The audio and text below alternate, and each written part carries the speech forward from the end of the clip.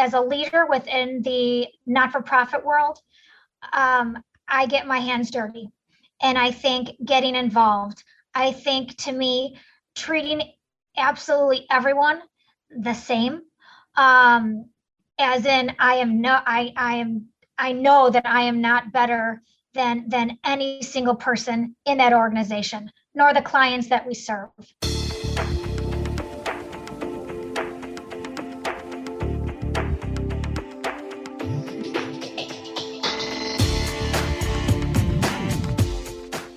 Welcome to the Power of Respect podcast with Charlie Leichtweis, author of the book, The Power of Respect in Business. Charlie is one of America's foremost authorities on respect and leadership development. And now, here's Charlie. Hello, I'm Charlie Leichtweis. Welcome to another episode of the Power of Respect podcast. Today we are talking about the power of respect and helping people reach their fullest potential. My guest today is Ashley Duchoissois Joyce. Ashley Joyce is president of the Duchossois Family Foundation. She received her Bachelor of Arts from the University of Colorado and her master's degree from the University of Chicago Crown Family School of Social Work, Policy, and Practice. She's director of the Duchossois Group, Inc., a privately held family-owned enterprise, and she is on the executive committee for the Duchossois Family Council and the advisory council for the Duchossois Family Office. In addition, Ashley serves as trustee for the University of Chicago. Ashley is also on the University of Chicago Medical Center Board, and she's been involved with the not-for-profit organization Metropolitan Family Services for more than 20 years in various leadership roles, and currently is in her third year as board chair. Ashley is a 2018 Leadership Greater Chicago Fellow, a member of the Economic Club of Chicago, the Commercial Club of Chicago, Private Directors Association, and Women Corporate Directors. Ashley lives in Chicago with her husband, Michael, and their two sons. Please help me welcome Ashley Duchoissois Joyce. Ashley, so good for you to be here. Thank you for taking the time. Charlie, thank you for having me. So you have a perspective from both a senior leadership role as well as a woman, which I think will be very valuable to our audience as we go through these things. You're a member of the Duchossois family, and your career spans a number of years with the Duchossois Group, rising to the level of president of the Duchossois Family Foundation. So with that in mind, why don't you share with the audience, your career, how it's evolved, how you got started, and that sort of thing, please. Sure. Thank you, Charlie. And I will, I'll talk a little bit about the family, kind of my role through the family business, which will touch on foundation as well, but more probably about the family business.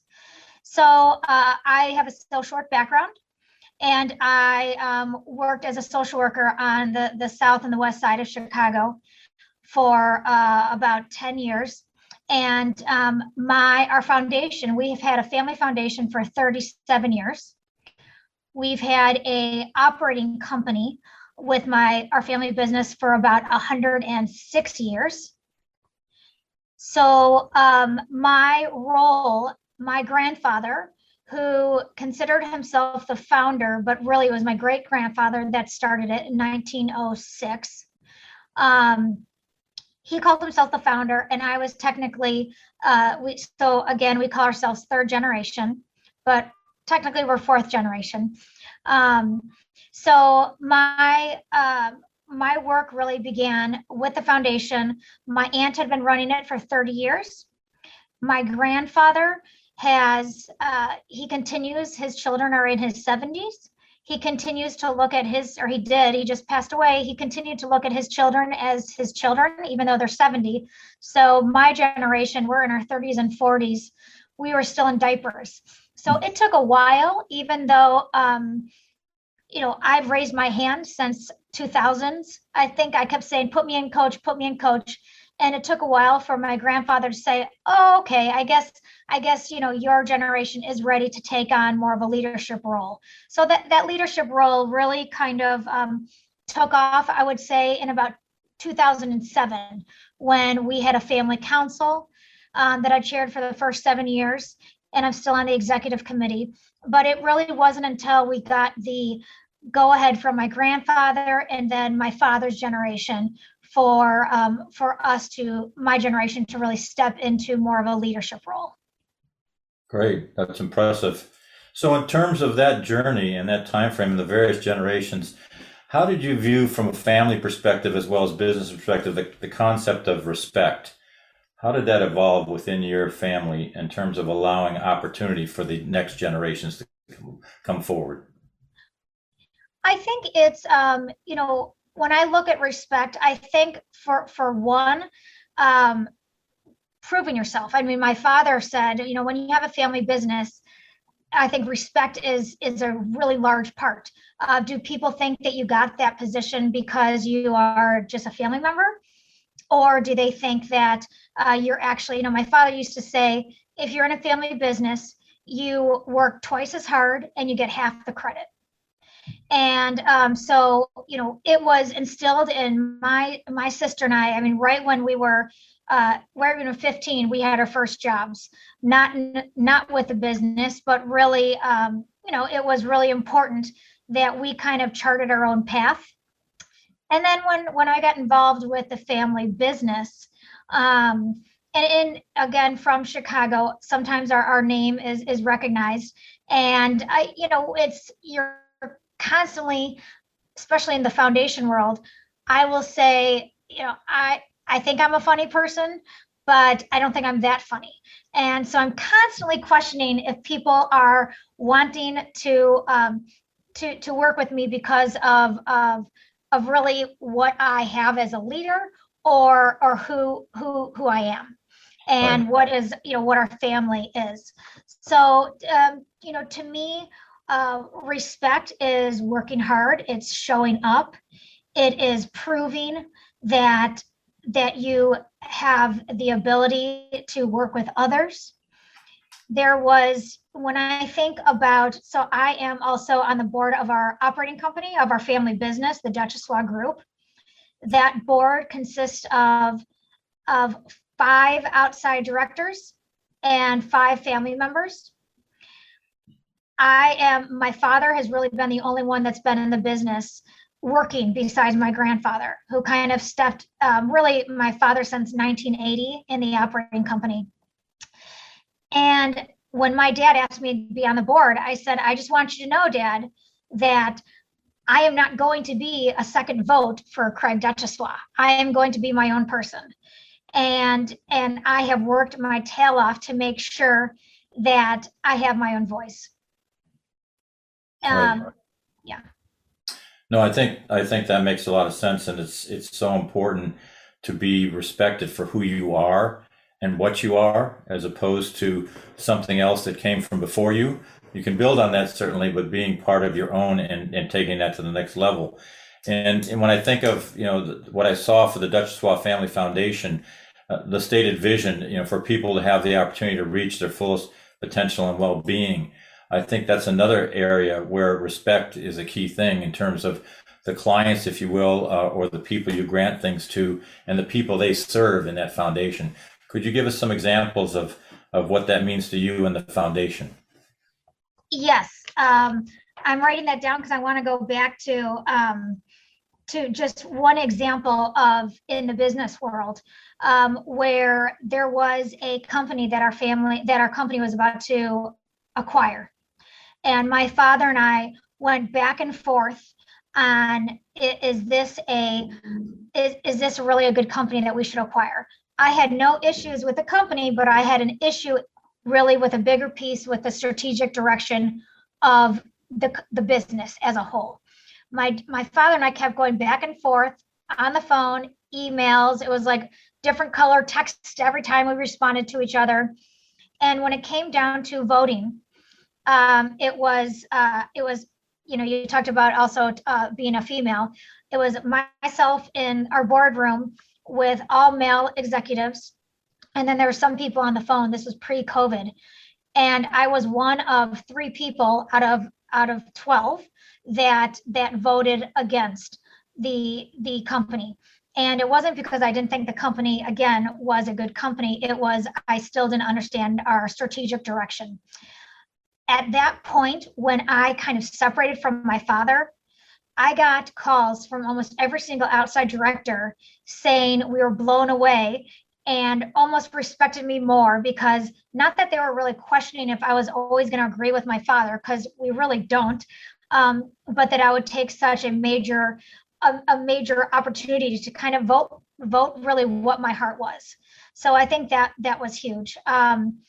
Getting back to your question on the foundation, our family, I think from back when we were with my grandmother, we're not a family that just kind of throws money at something and then we're fine and walk away. We really get involved, and we put not only skin in the game with our own individual money, but it's volunteer hours. So to me, when we go and look at an organization, we don't want the red carpet. We want to be just treated like everybody else. We get involved, but we do not micromanage. We know anytime we have, if we do a major grant, we almost all the time we give unrestricted gifts, because why should we tell you how to manage our donation? They're the experts. So we really take more of I would say hands off, but respectful approach. Mm-hmm. Mm-hmm.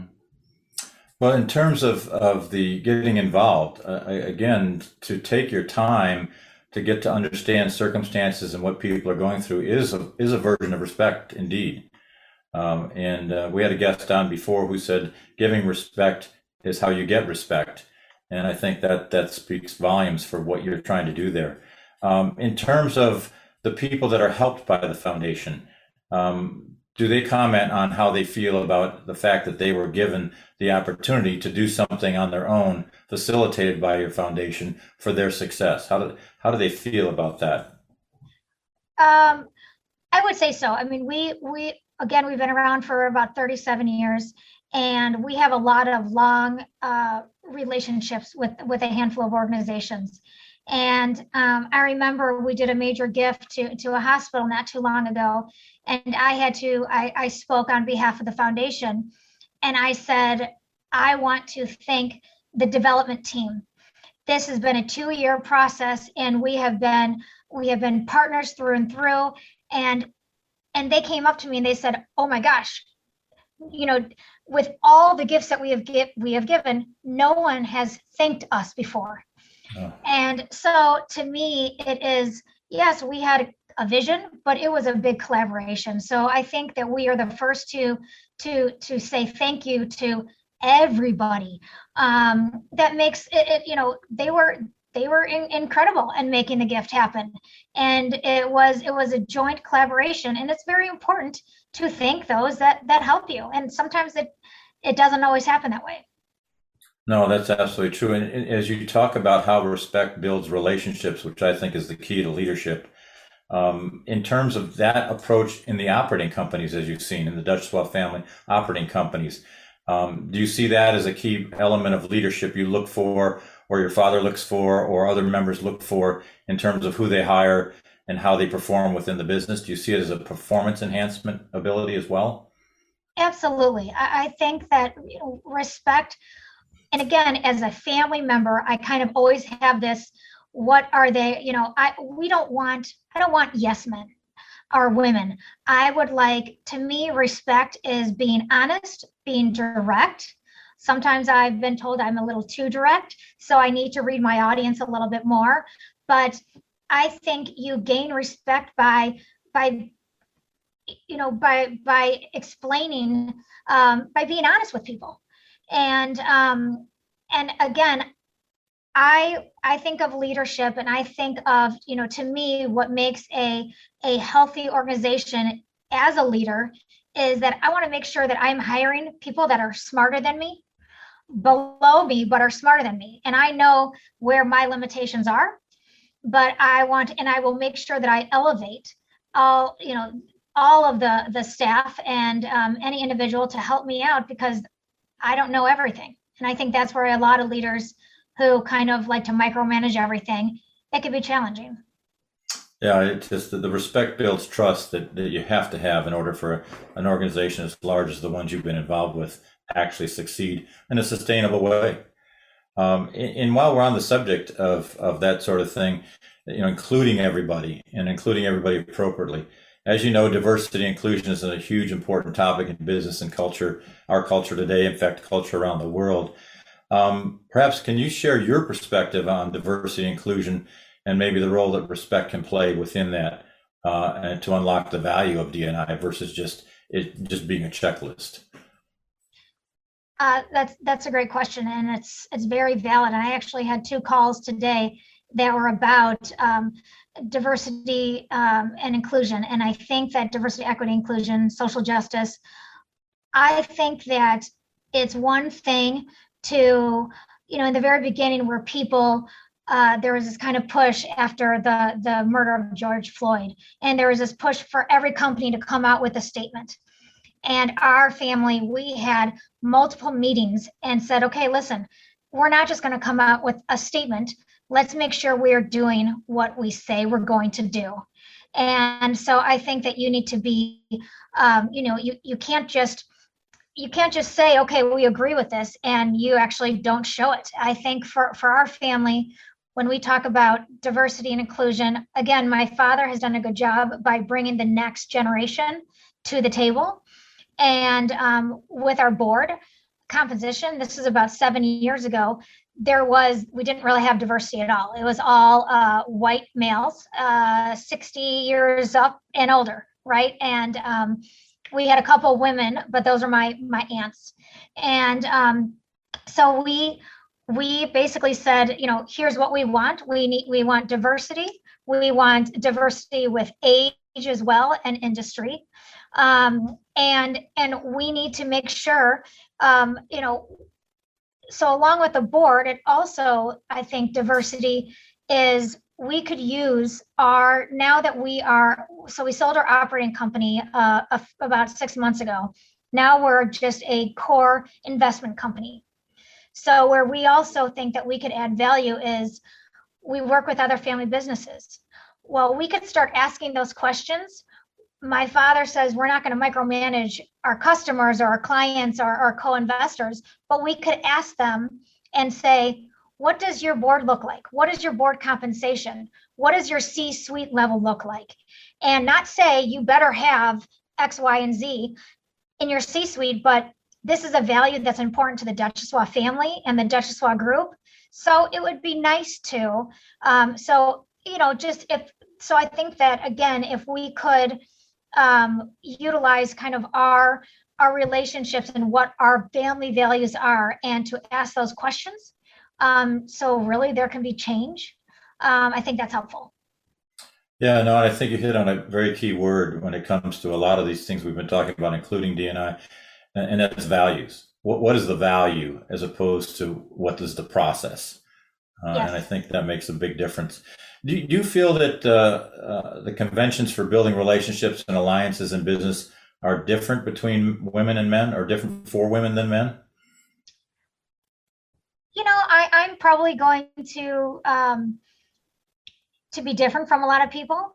I do not think so. I feel, again, where, I was asked to be a part of, to chair a not-for-profit board. I'd been involved for 20 plus years, and I'm currently in my 3rd year as chair.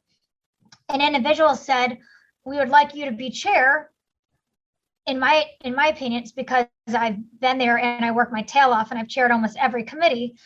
But he said, also, it would be great to have a female. And to me, that kind of took it away. That stung a little bit. I would rather be invited to participate because of my merits, not because you need to check off something. I do agree that there needs to be, when people say we need to have more diversity, I can't find, African American or, Latino individual. Yes, there are. Look harder. So I'm not saying that, but I think that, again, it's merit. I should be merit-based and look harder. So I have, in my world, social work, there's a lot more women represented. But in the business world, there's a lot of men. I have never felt I've been the only woman in a lot of different meetings and seminars. I don't feel like I am treated any differently, nor do I expect to be. No, I think that's a good point, and the same thing is true ultimately of respect that goes with it. It's not a case of demanding respect or expecting it because of some condition, whether it be gender or race or whatever. It's about what are the merits, as you say, of that person and relative to that respect. And in turn, they're recognizing the merits of the people they work with, Yep. Even when mistakes are made. It's interesting. Correct. Okay. Well, great. So what are some of the most important takeaways? You've kind of talked about a number of them. Maybe if you could summarize some of the most important takeaways about respect and leadership that you kind of rely on as you kind of go forward in your career. I would say, going if I were to give advice to someone in my in my role, I would say don't be afraid to ask for help. It's important to get a mentor. It's important to be direct. It's important to get others that are smarter than you on your team to know what you don't know and embrace that. If you make a mistake, acknowledge it and out loud immediately, and then move forward.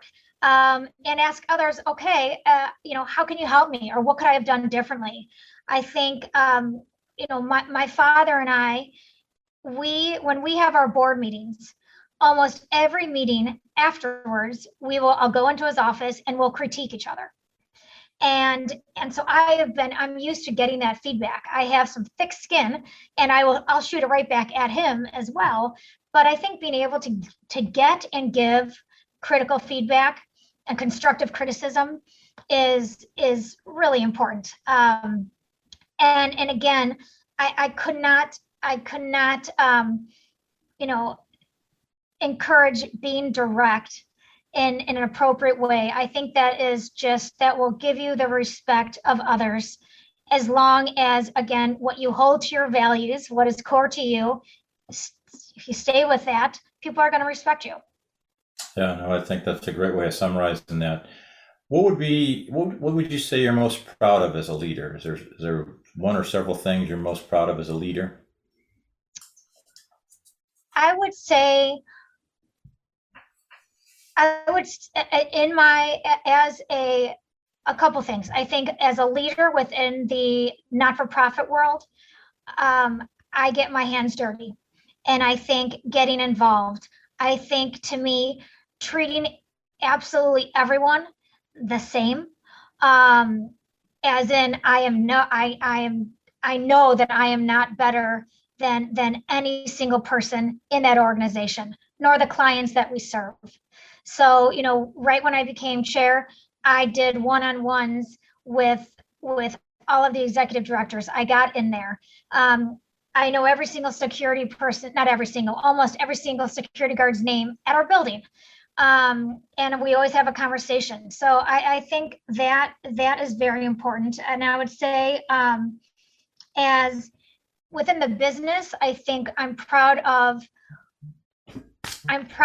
that I have my own voice, and I'm not afraid to use it. I think that so many times, because I'm the CEO's daughter, I could have easily just assumed the role and follow. I want to kind of create my own path, and I'm going to.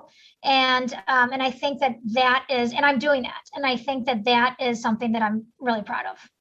Oh, that's great, because that ability to connect with people will certainly bring the respect and allow you to get the feedback and vice versa that really make things move forward. And yes. So I think that's, go ahead. And another thing, and the last thing about that is performance evaluations. We are key. I mean, we're huge. It's big in our company. And so my executive director, I will ask her to evaluate me, and she's always like, oh no, if I say this, and I'm so again, it doesn't matter who is where in the structure. It's important to get that feedback, and that's all I'll say on that. So. Yeah, no, I think I was saying that leadership does not require designated authority. Leadership can and should exist everywhere. And the more you foster it the way you describe, I got to believe the chances of success are even greater than the average bear. I hope so. Yeah. So, well, thank you so much for being part of this. Anything else you want to add to our conversation at this point? I would just say, Charlie, that your book is a wonderful book and a must read. And I think, I think that, talking about respect and leadership, they do go hand in hand. And I just thank you for your time. I want to thank Ashley Duchoissois Joyce for being with us today. And I especially want to thank you for listening to this episode of The Power of Respect. If you like what you heard today, please consider sharing the podcast and visit our website at expertsinhow.com. A quick reminder, if you'd like to read my book, The Power of Respect in Business, it's available on Amazon. Thanks again for listening, and remember, respect builds trust, trust builds relationships, and relationships are the key to leadership. Thank you.